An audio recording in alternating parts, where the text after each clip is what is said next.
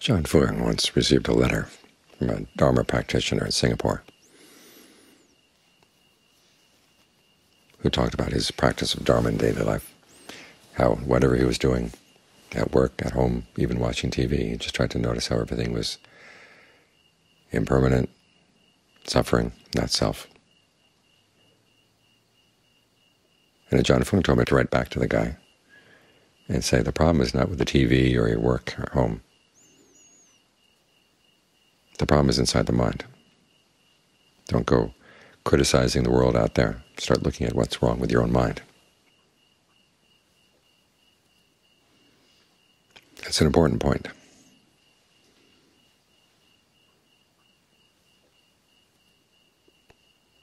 The problem is what the mind is doing. It's not with things outside. There's an emphasis that's developed over the centuries in different branches of Buddhism to focus on how things are empty or things are marked by the three characteristics. And the problem is that we want them to be permanent, but they're not. We want them to have substance, but they're not. Well, permanence and substance may be issues sometimes, but they're not the only issues. The mind has lots of other issues, but things outside. And often we're attached to things not because we think they're permanent or they have a substance, but simply because we think that the pleasure we get out of them is worth the effort that goes into getting it.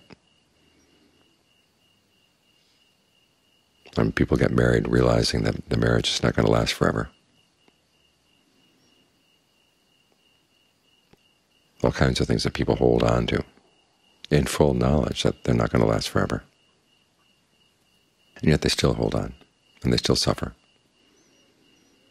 It's in the way they hold on. That's the problem.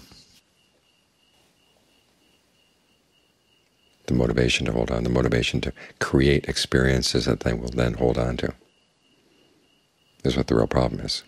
We're not simply passive observers of the world around us. We're out there actively creating large parts of it, or states of becoming come from within. So we have to turn around and look at this problem inside. What is your mind doing?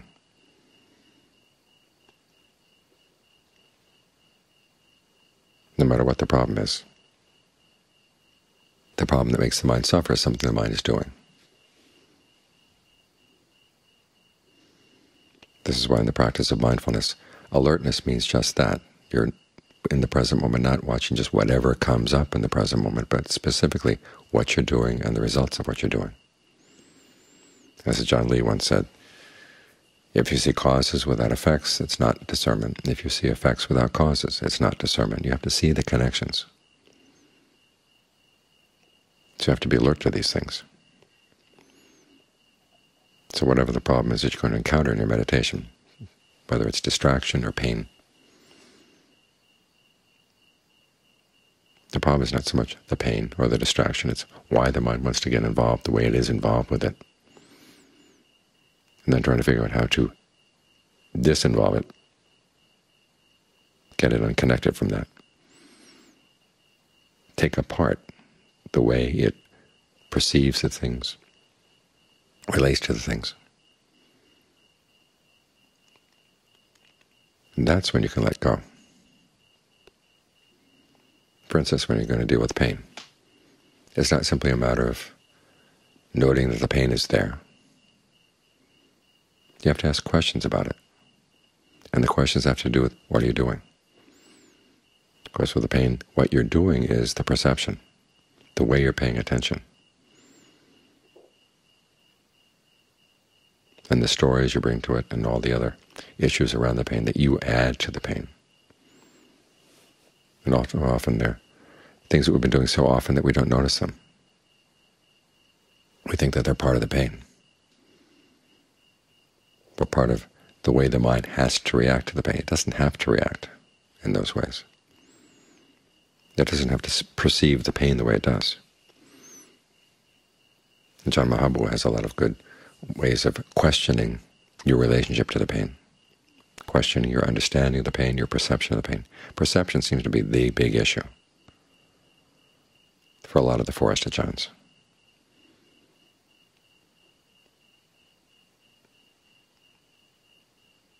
in dealing with pain. Perception is the issue in dealing with the issue of the unattractiveness of the body. Why is it that you can be focused on the unattractiveness of the body for an hour or so and then suddenly switch, and all of a sudden the body's attractive again? What happened?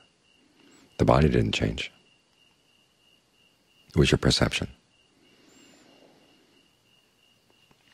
The same with the pain.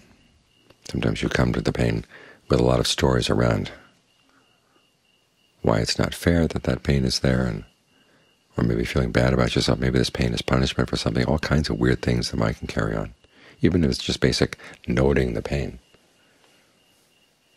the fact that it's there. What image do you have in mind? What perception are you carrying that you've slapped onto the pain, which you are then looking at rather than looking at the actual pain? Is the pain solid? Is it taking over that part of your body? Is it the same thing as that part of the body? Is it lodged in your mind? Then look to see if you can see that none of those perceptions are true. And try other perceptions. The perception of the pain is just points, or that it's a different level of energy from the body. It seems to be in the same place, but just like radio waves from different stations can be in the same place. They carry different messages. They're on a different frequency. The pain is a different frequency from the body. Can you see that? Or can you perceive the pain as going away from you? These little moments of pain as they arise. They arise and they go away. They arise and they go away. They're not coming at you.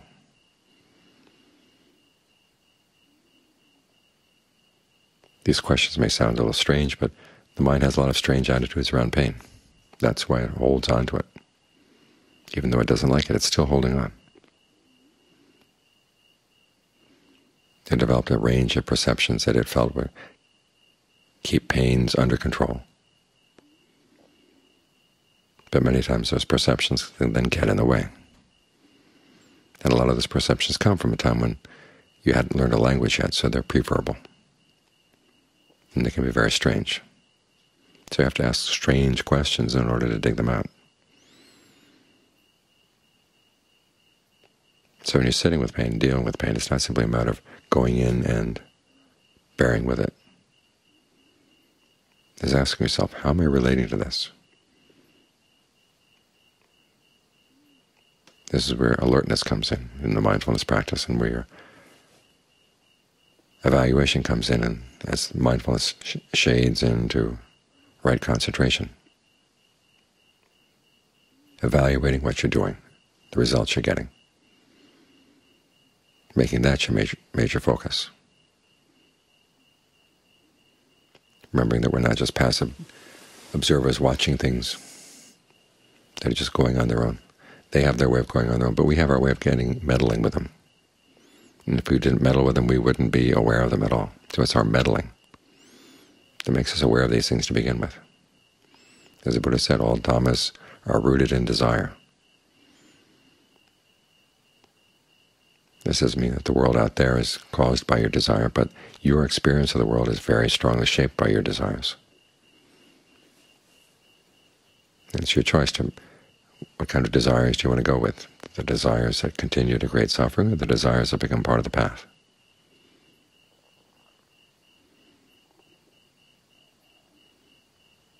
So as we have the problem of suffering, we're not innocent. We're implicated. And it's simply a matter of learning how to accept that fact and have respect for that fact. When the Buddha learned the path to awakening, it wasn't necessarily the path that he thought he wanted, and revealed things about himself he didn't necessarily want to see. But when the truth came up that he was implicated in this, he was responsible for a lot of this, he learned how to respect that fact. He didn't try to deny it. He didn't try to run away from it or turn it into something else.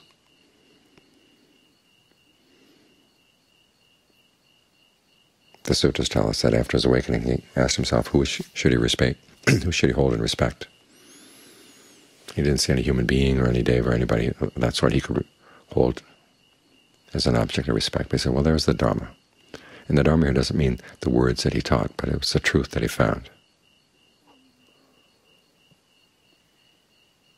It was because he was willing to respect it to begin with. That's why he found it.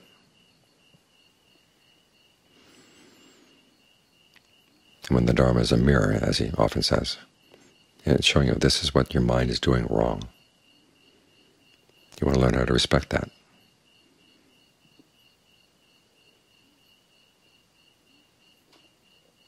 Because the problem is precisely where we'd rather not look, or rather we would not assign blame. Well, it's not so much a matter of blame as simply responsibility. Until we stop resisting that, we're not going to see anything.